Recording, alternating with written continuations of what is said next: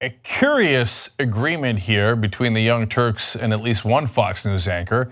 Now, it's on the issue of Syria. This doesn't happen very often, but credit where credit is due, or depending on your interpretation, discredit to me? Well, we'll find out. So first of all, the issue at hand is about the chemical attack that happened in Syria.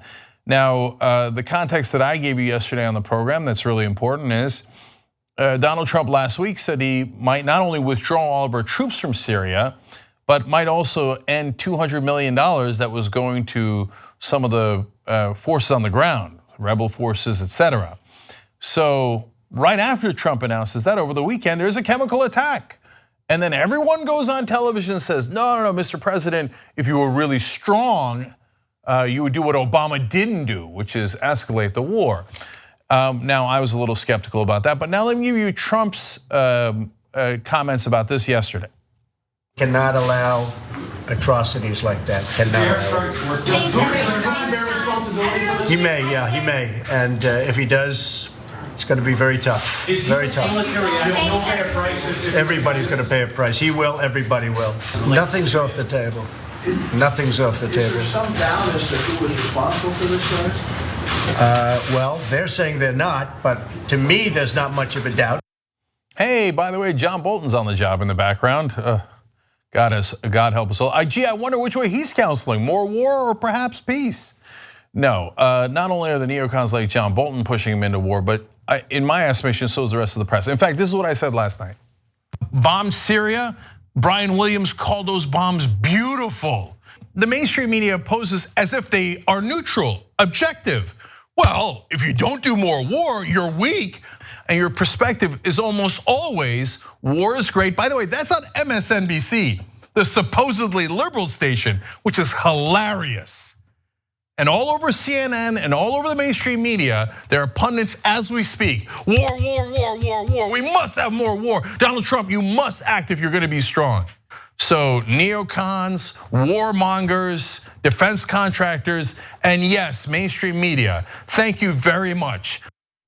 Well, in a moment of either positive unity in the country or deeply disconcerting, Tucker Carlson agrees. Leaders on both sides of the aisle in Congress, in the media, in our intelligence services, in virtually every overfunded think tank in Washington, have suddenly aligned tonight on a single point of agreement. America must go to war in Syria immediately. Bashar al-Assad cannot continue to lead that country. He must be overthrown. The push to war in Syria, by the way, has united politicians from both sides. Lindsey Graham and Howard Dean typically agree on very little. Not much at all. But today they are both calling for war in Syria. Television pundits, of course, strongly agree. This morning, the foreign policy team over on MSNBC explained that it's far more important for American troops to fight in Syria than it is to secure our own border here in America. Actually, both sides in the Syrian civil war possess chemical weapons.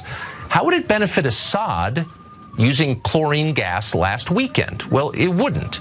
Assad's forces had been winning the war in Syria. The administration just announced its plans to pull American troops out of Syria, having vanquished ISIS.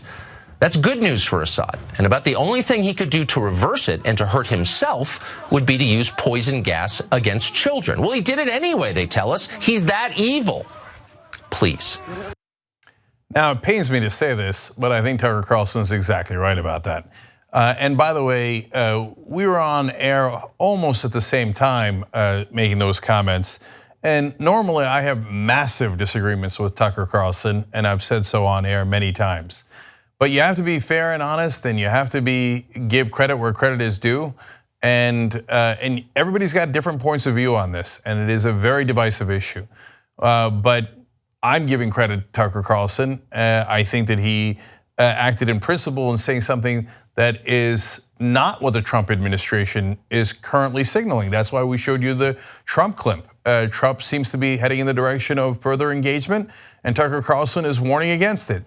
And in fact, Tucker Carlson was just about the only person on television who held John Bolton accountable before he went into the administration and asked him, wasn't he wrong about the Iraq war? And it was a very awkward moment on air, but that's exactly what you should do if you're holding people accountable as, dare I say it, a journalist. So the other times that we disagree, which will be plentiful, I will still hold his feet to the fire. But in this case, I'm complimenting him on what I think is not only the right position, obviously, as you saw my clip on the same day, but also having the courage to speak out about what's happening both on television and inside the administration. You just watched the video by the Young Turks, home of the revolution. If you'd like to get a lot more than that, get the full show by becoming a member. tytnetwork.com/join.